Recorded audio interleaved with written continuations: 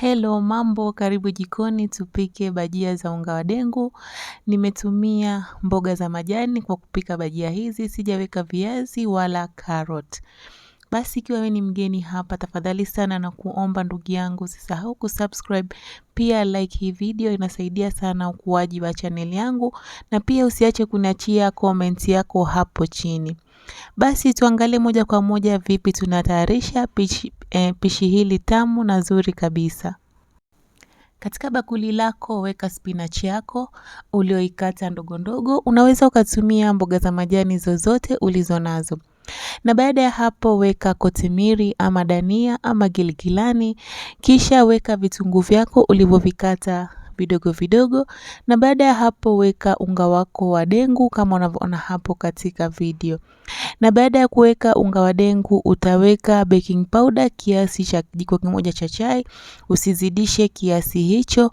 Na baada ya hapo utaweka chumvi kiasi chako, na ukishaweka chumvi kiasi chako basi utakoroga unga wako kwa maji taratibu mpaka utakapopata unga kama huo niliopata mimi hapo katika video.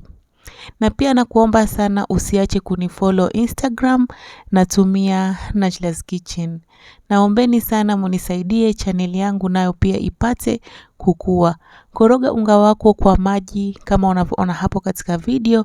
Na baada ya hapo usisahau unga wako unafaa upige vizuri kwa kutumia mchapio, ama pia unaweza ukatumia mkono wako, vile vile pia unaweza ukatumia hata mwiko. Piga unga wako vizuri ndio upate bajia laini kabisa.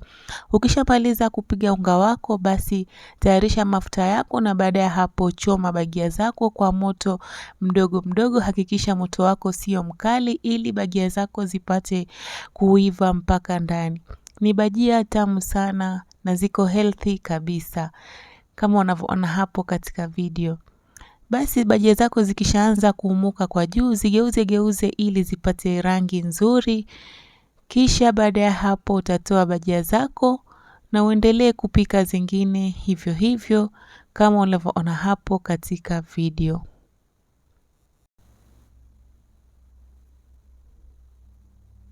Kama nilivyosema hapo mwanzoni, hakikisha moto wako ni wa chini, usiweke moto mkali, bajia zako zitawiva kwa nje na kwa ndani zitakuwa mbichi.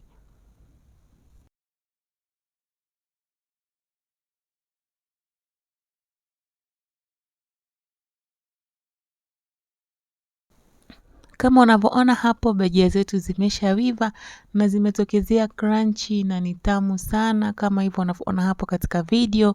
Unaweza ukatolea kwa sosi yoyote upendayo ya ukwaju, ya chatini. Mimi nimetolea na tomato sauce. Please nakuomba usiache kusubscribe na kulike hapo chini.